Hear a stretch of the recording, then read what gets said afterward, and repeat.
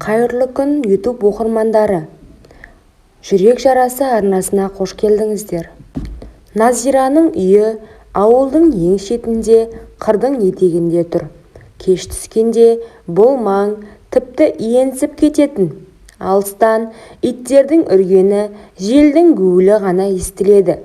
Күйеуі қайтыс болғанына 3 жыл өтсе де, дәл осы түнгі тыныштық оған ең ауыр тиетін. Күндіз ол мықты еді, баласына күліп қарайды, шаруасын тындырады, ағайынға сәлемін үзбейді. Ешкім оның не болып жатқанын, ішінде жатқанын білмейді. Бірақ түнде төсегіне жалғыз жатқанда жүрегінің бір бөлігі бос кеңістікке айналатын. 34 жас, әлі жастықтың қызуы басылмаған шақ. Бірақ тағдыр оған жесірліктің салмағын ерте артты. Ол өзіне тыйым салуды үйренді. Ойына келген сезімді тұншықтыруды үйренді. Алайда адам жүрегін толық өшіру мүмкін емес екен. Қора жаққа жиі қарауы да сол бос кеңістіктен еді. Ермек аға ауылға сыйлы адам болатын. Жасы үлкен, бірақ еңбектен қол үзбеген. Сөзі аз, көзі байыпты. Оның жанында тұрған адам өзін қауіпсіз сезінетіндей. Назира да солай сезінетін. Алғашқы жақындасу күтпеген жерден болды. Жаңбырлы кеш, қой төлде алмай қиналып жатты. Назира көмектесу үшін барды. Іште әлсіз шам жарығы ғана. Жаңбыр шатырды сабалап, қора ішінде бу бұрқыраған жылулық бар. Екеуі үнсіз жұмыс істеді. Қой аман қалды. Сол сәтте Назираның көңілін бір түрлі сезім биледі. Қарияның байсалды дауысы, сабырлы қозғалысы оған әлде қалдай тыныштық сыйлағандай. «Шаршадың ғой», деді Қали аға жай ғана. Ол басын изеді. Сол қарапайым сөздің өзінде қамқорлық бар еді. Сол кештен кейін олардың әңгімесі көбейді. Алғашында тек шаруашылық жайлы, кейін өмір жайлы. Ермек аға соғыс жылдарын жастық шағын айтып беретін. Назира күйеуін еске алатын. Екеуінің де жүрегінде жара бар еді. Сол жара оларды жақындатты. Бірте-бірте Гүлзия қораға жиірек бара бастады. Ол өз-өзіне тек сөйлесемін дейтін. Бірақ ол кездесулер оған күнді жетіспейтін жылылықты беретін. Ермек ағаның жанында ол өзін әлсіз емес, керісінше бағалы сезінетін. Оның көзіне қарағанда өзін әйел ретінде де, адам ретінде де бар екенін ұғынатын. Ауылдың көзі қырағы, сыбыр басталды. Базарда біреу бірдеңе айтып қалған, біреу түнде көлеңке көргенін айтқан. Өсек бірде-бірде өсіп тамыр жайды. Назира оны сезді, бірақ тоқтай алмады. Оның ішіндегі арпалыс күннен күнге күшейді.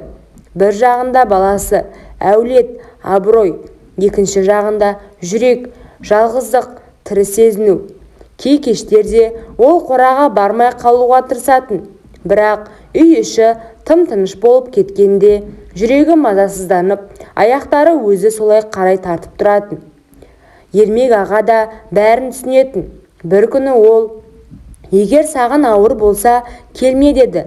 Бірақ Назира үнсіз ғана басын шайқады. «Ауыр, бірақ сенсіз де одан да ауыр». Сол сөзден кейін екеуі ұзақ үнсіз отырды. Кейде сөздің өзі артық болатын. Ақыры өсек ағаларының құлағына жетті. Олар ашулы келді. «Үйдің іші суып кетті. Біз тірімізде масқара болмайсың», деді үлкені. Назира олардың әр сөзін жүрегіне өткізіп тыңдады. Ол қарсы айқайлаған жоқ, себебі ішінде кінә да бар еді. Бірақ өкініш жоқ болатын. Сол түні ол қораға барғанда жүзі бозарып тұрды. «Біледі», деді жай ғана. Ермек аға үнсіз қалды. Сосын ауыр күрсінді. «Мен кетемін». «Кетпе», деді ол алғаш рет әлсіз дауыспен. «Сенің өмірің алда, мен өткен шақпын». Сол түні олар ұзақ сөйлесті. Бұрынғыдай асықпай, әр сөзді салмақтап, қоштасу сезімі ауада тұрды. Олар бір-біріне өкініш емес, алғыс айтты. «Сен маған тірі екенімді еске салдың», деді Назира.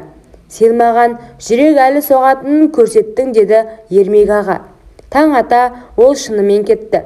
Атқа мініп, шаңдатып ауылдан ұзап бара жатты. Артына қарамады. Гүлзия терезе алдында ұзақ тұрды. Көзінен жас ақты, бірақ ішіндегі бір бөлігі тыныш еді. Ол бұл кезеңнің аяқталғанын сезді. Ағалары келгенде бітті деді. Иә, бітті, бірақ адам жүрегіндегі із оңай өшпейді. Назира енді қораға бармайды, өмірін баласына арнайды. Ауылдың өсегі біртіндеп басылады. Уақыт өте бәрі ұмытылады. Бірақ кей түндері жел гуілдегенде ол сол қораның иісін, сол тыныш әңгімелерді, сол қамқор көзқарасты есіне алады. Бұл тек тән құмарлығы емес еді. Бұл жалғыздыққа қарсы күрес. Бұл тірі сезінуге деген адамдық мұқтаждық. Назира әлсіз болған жоқ. Ол тек жүрегі бар адам болды. Кейде махаббат бірге қалу үшін емес, адамды ояту үшін келеді. Кей кездесу тағдырда ұзаққа созылмаса да, жүректе мәңгі қалады. Назираның өмірінде Ермек аға өткінші адам болуы мүмкін, бірақ ол оның жанындағы мұзды ертіп, тірі екенін сезіндірген кезең болды. Ауыл өсекті ұмытар, уақыт жараны жабар. Бірақ адам бір кездері өзін шын сезінген сәттерді ешқашан ұмытпайды.